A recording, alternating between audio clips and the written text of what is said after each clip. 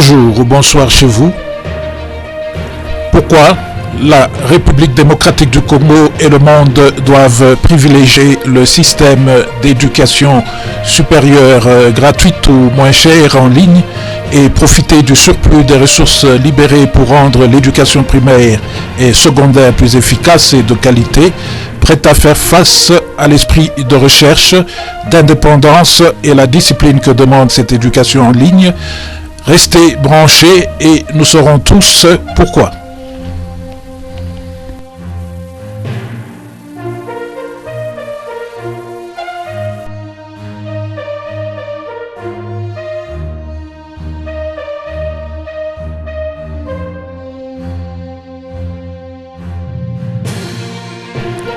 Bonjour ou bonsoir chez vous.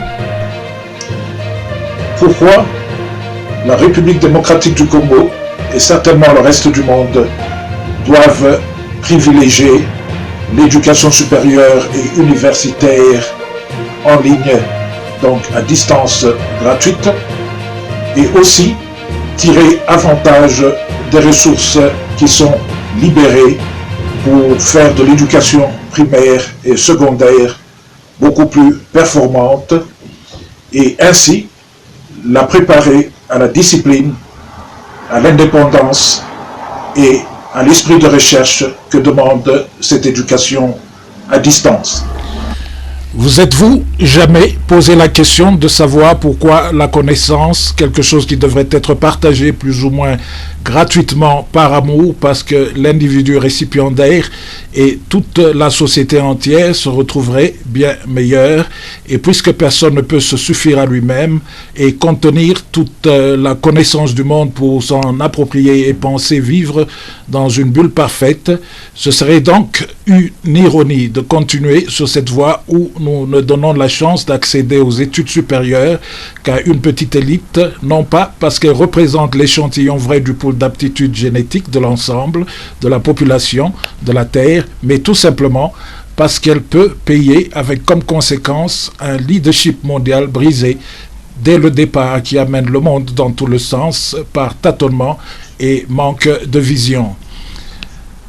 Quand nous allons sur l'Internet, nous pouvons accéder à des tonnes d'informations suffisantes gratuitement et dans tous les domaines, obtenir de l'expertise dans bien de champs et, à cause des informations plus récentes, devenir même mieux informé qu'une personne qui a suivi un parcours officiel normal. Ne dit-on pas que lorsqu'on cesse d'apprendre, on ne progresse plus ? Toutes ces informations gratuites le sont par la volonté d'hommes et femmes extraordinaires qui donnent de leur temps et compétences pour rendre le monde un peu plus meilleur chaque jour, mais elles le sont aussi à cause des gens qui doivent donner toutes ces informations pour attirer une certaine masse vers eux et indirectement profiter des avantages financiers qu'offrent certaines plateformes, mais toujours sans aussi charger le chercheur. Ils auraient là trouvé un bon moyen de subventionner les recherches. Au vu de tout ça, que dire maintenant de toutes nos universités qui ont choisi de charger le pauvre étudiant ? Cela ne sonne pas bien et n'est point maintenable devant un droit humain et un avenir meilleur pour nos sociétés, n'est-ce pas ? Mais qu'est-ce qui fait que pour avoir accès aux meilleures universités et donc à une matière et un service de qualité, il faut débourser des dizaines de milliers de dollars pour chaque cycle complet d'études? Pouvons-nous créer un autre système qui pourrait rendre l'éducation supérieure gratuite et nous remettre dans notre droit?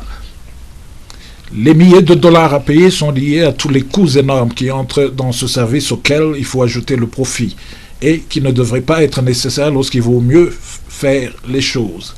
Pourtant, c'est l'étudiant qui doit fournir 99% de l'énergie à apprendre et le reste, le professeur qui, en réalité, ne fait que tout simplement pointer du doigt la matière qu'il faut apprendre et où la trouver, car je n'ai jamais été convaincu que dans un auditoire de 1000 élèves, par exemple, ce qu'un professeur vous dit devant la classe en une leçon est très facilement compréhensible pour beaucoup et ferait bien une très grande différence par rapport à vous-même prenant un livre et essayant de le comprendre par vous-même, quelque chose que vous ferez de toutes les façons après l'exposé du prof. Alors, dans cette situation, n'est-ce pas, le fait de ne pas avoir accès à la matière de qualité et être enregistré par un système pour être officiellement reconnus, qui poserait le problème que beaucoup ne peuvent continuer avec l'éducation ou apprendre correctement, car ils pourraient bien le faire autrement pour bien moins cher si le choix leur était donné et l'accès rendu libre avec des tonnes d'informations qui existent sur le web, comme nous l'avons déjà dit. Si donc le coût de la présence du prof dans un auditoire pour un livre qu'il suit et qui n'est pas écrit par lui, le coût des bâtiments, de l'administration, des opérations autour de ce système, le profit, sont à la base des frais exorbitants imposés aux étudiants, sont-elles incontournables et indispensables dans cette situation où l'étudiant est finalement celui qui doit apprendre par lui-même, si l'éducation est un droit humain et le support d'une vie meilleure pour l'ensemble de la société et rend chaque individu meilleur?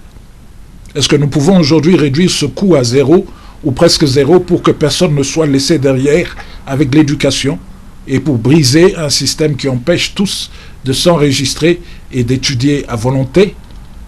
La réponse est oui. Et cette révolution est déjà en marche, inévitable. Elle est déjà timidement rejointe par plusieurs grandes universités.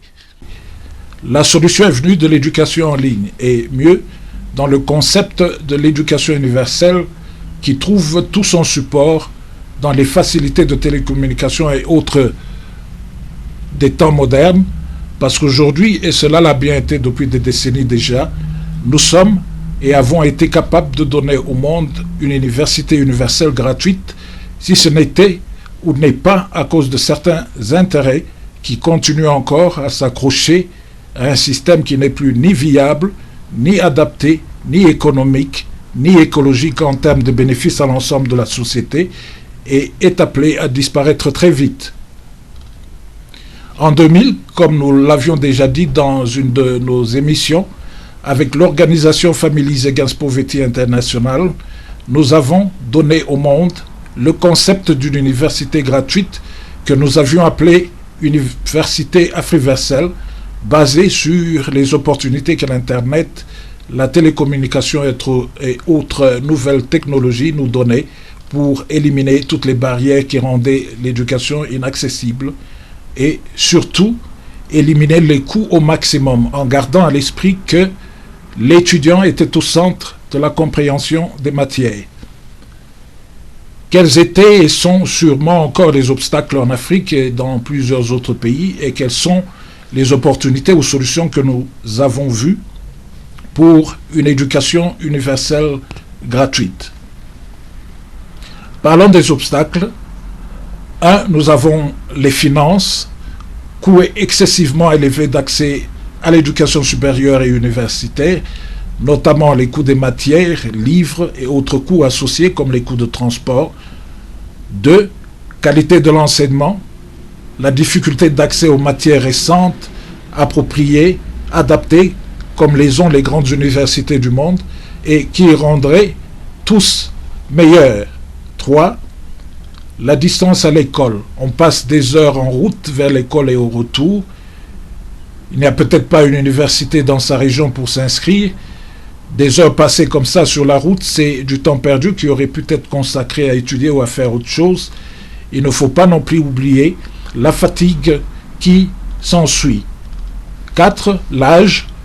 Vous n'êtes pas accepté pour question d'âge ou vous n'y pensez plus parce que vous avez des charges plus pressantes et qu'il vous faut canaliser votre énergie pour subsister. Vous travaillez par exemple. 5. Le temps disponible. Passer tout son temps sur un banc d'école est parfois embêtant. Et un sacrifice si vous devez maximiser votre temps et avez besoin de faire autre chose. Travailler par exemple. 6. Le genre. Tous les préjugés, préjudices et pressions de la société, les filles doivent plutôt se préparer aux tâches familiales et les femmes, mères, doivent s'occuper des enfants et être près d'eux, ou à un certain âge, un homme doit déjà travailler pour pouvoir. 7. Ethnie, tribu, race, avec son problème de sélection dans les universités. 8. Les corrections subjectives. 9. La lenteur des processus, etc., etc. Alors qu'avons-nous vu en ce temps comme solution et opportunité offerte par l'éducation en ligne et universelle? Nous pouvons considérer dans le domaine des finances et de qualité des cours. Dans l'éducation en ligne, nous pouvons avoir un centre principal avec quelques satellites pour tous, un seul enseignant, un programme par discipline et le meilleur pour tous, avec l'opportunité offerte par l'Internet. La conséquence est que les milliards de dollars qui auraient pu être consacrés au paiement de plusieurs bâtiments, les salaires des millions d'enseignants et personnels administratifs, les multiples programmes de différentes universités dans une même discipline sont réduits ou tombent carrément avec l'unification. Les coûts des opérations liées à la production et livraison des milliards de livres disparaissent dans la mesure où toute la matière par discipline peut être mise en ligne et donnée par un seul professeur par vidéo et transcrit et pourrait être suivi autant de fois que l'étudiant le souhaite et n'importe quand. Un avantage de taille sur la méthode traditionnelle d'apprentissage, la répétition étant la mère de l'apprentissage. 2. Plus besoin des investissements colossaux dans des multiples gigantesques bâtiments, infrastructures et structures administratives au niveau d'une éducation universelle ou au niveau d'un système localisé d'un pays, en attendant qu'un système universel soit d'application. L'éducation supérieure gratuite en ligne libère les ressources pour l'éducation primaire et secondaire, pour la rendre encore plus efficace et plus performante, pour, entre autres, préparer les élèves arrivés à se prendre en charge et donc à la discipline de pouvoir mieux apprendre et comprendre par eux-mêmes, par la recherche. Elle permettra de combattre la corruption autour des points et des diplômes encore prévalentes par-ci par-là, avec un système de correction anonyme, où vous connaissez ou vous ne connaissez pas. 3. La possibilité d'étudier à son propre rythme et en son temps en ligne, et de prendre à sa guise des examens qui peuvent être assurés de façon biométrique et les résultats et diplômes certifiés rendus très rapidement disponibles en ligne. 4. Dans un tel système, une minime taxe sur toute la population ou une couverture par les États peut la rendre complètement gratuite du fait de l'élimination des coûts importants.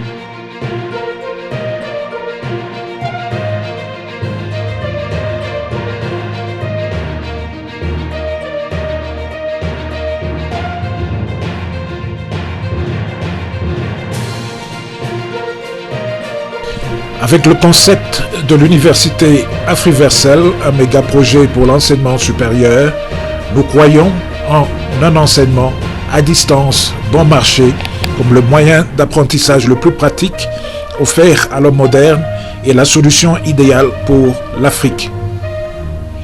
Lorsque les finances, la distance à l'école et le temps ne sont plus un blocage pour l'éducation, et lorsque les étudiants africains sont donnés l'opportunité de suivre les meilleurs programmes des meilleures universités du monde, ces étudiants africains feront des merveilles.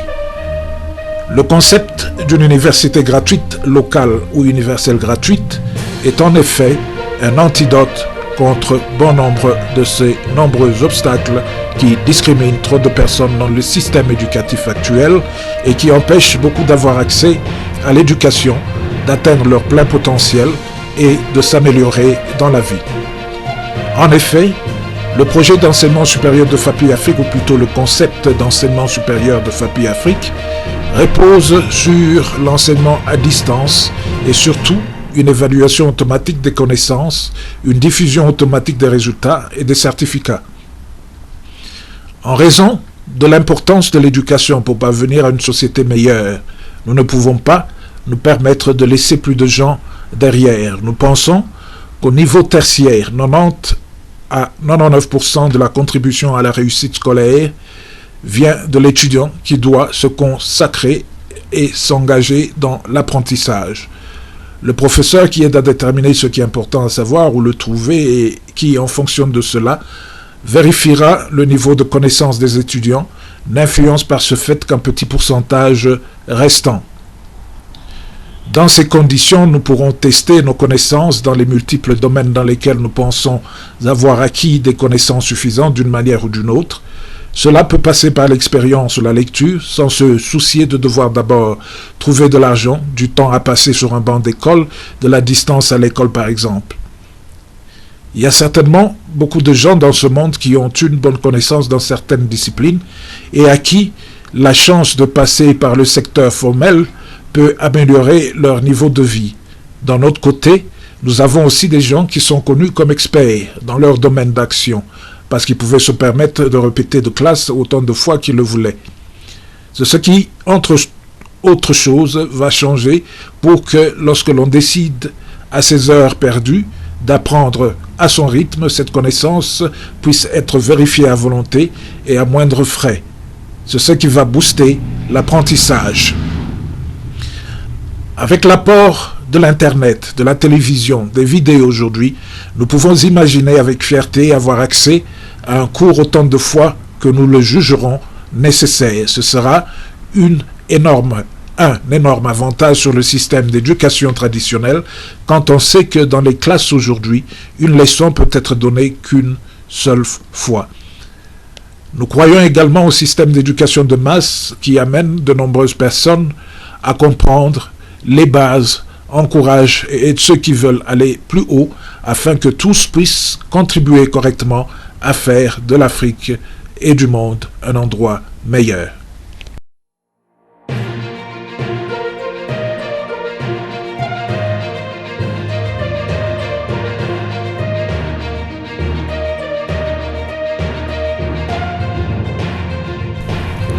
Pour conclure, et ça c'est le plus important à retenir, et la remarque nous vient de l'une des plus grandes universités au monde, le Harvard, pourquoi l'apprentissage à distance fonctionne. La théorie pédagogique en général s'est éloignée du comportementalisme dans lequel les apprenants étaient considérés comme des ardoises vierges qui pouvaient être remplies d'informations et d'habitudes grâce à des exercices et des récompenses. La théorie cognitive et l'enseignement constructiviste d'aujourd'hui cherchent à comprendre plutôt comment les gens construisent de nouvelles connaissances dans le cadre de ce qu'ils savent et comprennent déjà. Le constructivisme en particulier dicte que les apprenants soient à la tête de leur propre éducation, tandis que les instructeurs agissent comme des médiateurs qui introduisent des idées, posent des questions et encouragent les étudiants à explorer de nouvelles façons de penser par eux-mêmes. Les cours en ligne offrent une riche opportunité pour ce type d'enseignement et d'apprentissage. Les étudiants peuvent absorber de nouvelles informations de manière indépendante et de se réunir pour synthétiser ces informations en connaissance du monde réel avec leurs camarades de classe et leurs instructeurs. Cette adéquation idéale entre la théorie de l'apprentissage et la mise en œuvre concrète de l'enseignement peut expliquer la réussite des élèves dans les cours en ligne. Pourtant, quelle qu'en soit la raison, c'est certain, l'éducation en ligne change fondamentalement le paradigme de l'enseignement supérieur. Il ouvre des possibilités d'apprentissage aux étudiants partout dans le monde, dans presque toutes les circonstances, et dispense cette éducation d'une manière qui s'avère efficace, pratique et responsabilisante. Voilà tout pour l'émission d'aujourd'hui et merci d'avoir été avec nous. Nous espérons que le gouvernement de la République démocratique du Congo, dans sa recherche de rendre l'éducation supérieure gratuite, comme l'a suggéré le président, va tenir compte de la donne et de l'opportunité unique qu'offre l'éducation en ligne pour ce faire. À la prochaine et bien de bonnes choses chez vous. Au revoir.